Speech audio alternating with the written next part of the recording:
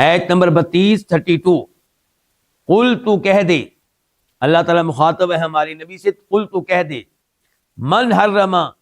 کس نے حرام قرار دیا ہے، کس نے حرام کی ہے، زینت اللہ، اللہ کی وہ زینت، التی جو اخرجہ اس نے نکالی، کس نے نکالی، اللہ نے، لعبادہ اپنے بندوں کے لیے، عباد جمع ہے عبد کی، اپنے بندوں کے لیے، والطیبات اور لذیذ چیزیں، عمدہ چیزیں، من الرزق کی رزق میں سے، یعنی کہ ان کو کس نے حرام قرار دیا ہے، کسی نے حرام قرار نہیں دیا، قل تو کہہ دے، ہیا یہ کیا، یہ طیبات، یہ عمدہ چیزیں، للذین آمنوا ان لوگوں کے لیے ہیں جو ایمان لائے، ان کے لیے کہاں پہ ہے، فی الحیات دنیا، دنیاوی زندگی میں، خالصتاً جب کہ یہ خالص ہوں گی، خاص ہوں گی، روز قیامت، یوم القیامہ، روز قیامت، کذالک اسی طرح، نفصل ہم بیان کرتے ہیں، ہم کھول کھول کر بیان کرتے ہیں، آیات ایتیں، لقوم ان لوگوں کے لیے، یعلمون جو علم رکھتے ہوں۔ اس آیت کی تفسیر کیا ہے؟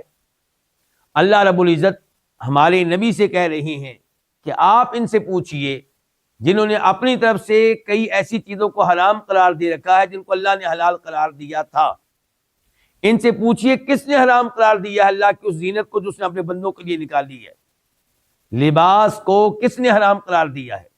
البتہ مردوں پہ ریشم کا لباس حرام ہے، یہ بات صحیح ہے،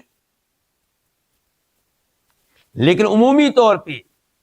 اللہ تعالیٰ نے زیب و زینت کی چیزیں حرام قرار نہیں دی، تو کس نے ان کو حرام قرار دیا؟ اللہ نے تو حرام قرار نہیں دیا۔ اور ایسے ہی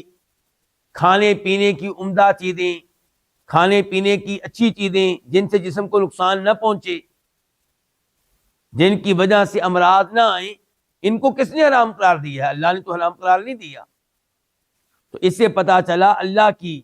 حلال کردہ چیزوں کو اپنی طرف سے حرام قرار دینا جرم ہے، گناہ ہے، بہت بڑی جسارت ہے، اور صوفی لوگوں میں یہ بیماری پائی جاتی ہے، اپنی طرف سے ہی اپنے اوپر اور اپنے مریدوں کے اوپر کئی ایسی چیزیں حرام کر لیتے ہیں جن کو اللہ نے حلال قرار دیا ہوتا ہے، جبکہ صورتحال یہ ہے، اللہ تعالیٰ اپنے نبی کو مخاطب ہو کر کہتے ہیں علیہ الصلوۃ والسلام، لم تحرم ما احل اللہ لک، آپ ان چیزوں کو حرام قرار کیوں دیتے ہیں جن کو اللہ نے حلال قرار دیا ہے؟ کیونکہ اللہ کے نبی علیہ الصلوۃ والسلام نے اپنے اوپر شہد کو حرام کر لیا تھا کسی وجہ سے، تو اللہ نے کہا آپ کیوں حرام قرار دیتے ہیں اس چیز کو جو اللہ نے آپ کے لیے حلال کی ہے؟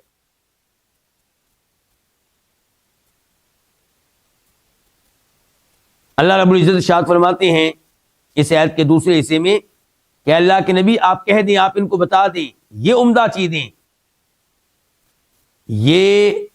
ان لوگوں کے لیے ہیں جو ایمان لائے دنیاوی زندگی میں، دنیاوی زندگی میں یہ چیزیں کفار کے لیے بھی ہیں، کفار بھی استعمال کرتے ہیں، لیکن انہیں استعمال کرنے کا اصل حق کن کو ہے؟ ایمان والوں کو، کیونکہ یہ نعمتیں کس کی طرف سے ہیں؟ اللہ کی طرف سے، تو جو اللہ پہ ایمان لانے والے ہیں، اللہ کی اطاعت کرنے والے ہیں، وہ صحیح معنوں میں ان چیزوں کو استعمال کرنے کا حق رکھتے ہیں، کفار کو یہ حق نہیں ہے، لیکن کفار کو بھی اللہ دے رہا ہے، وہ بھی استعمال کر رہے ہیں، خالصۃ یوم القیامہ، جبکہ یہ چیزیں خاص ہوں گی روز قیامت ایمان والوں کے لیے، وہاں کفار کو بالکل نہیں ملیں گی۔ یہاں پہ آپ اس حدیث کو ذہنوں میں لے آئیں جس میں فرماتے ہیں جناب عمر فاروق رضی اللہ تعالیٰ عنہ کہ میں نبی علیہ السلام کے گھر میں گیا تو دیکھا آپ کے گھر میں کوئی سامان نہیں تھا، معمولی سے ایک دو چیزیں پڑی ہوئی تھیں، اور آپ کے جسم پہ نشان پڑے ہوئے تھے کیونکہ آپ ایسے بستر پہ لیٹے تھے جس میں کوئی نرمی نہیں تھی، تو آپ کے جسم پہ نشان پڑ چکے تھے۔ جناب عمر فاروق کی آنکھوں میں آنسو آ گئے، کہنے لگے اللہ کے رسول علیہ السلام آپ اللہ تعالیٰ سے دعا کریں کہ اللہ تعالیٰ ہمیں بھی یہ چیزیں دے، آپ کو یہ چیزیں دے، کفار کے پاس تو یہ چیزیں موجود ہیں جبکہ وہ اللہ کے منکر ہیں، جبکہ وہ کافر ہیں۔ تو فرمایا تھا نبی علیہ السلام نے یہ ان کے لیے دنیا میں ہے اور ہمارے لیے آخرت میں ہوں۔ اللہ تعالیٰ فرماتے ہیں اسی طرح ہم کھول کھول کر ایتیں بیان کرتے ہیں ان لوگوں کے لیے جو علم رکھتے ہیں، جن کے غور کرتے ہیں، سمجھتے ہیں بات کو،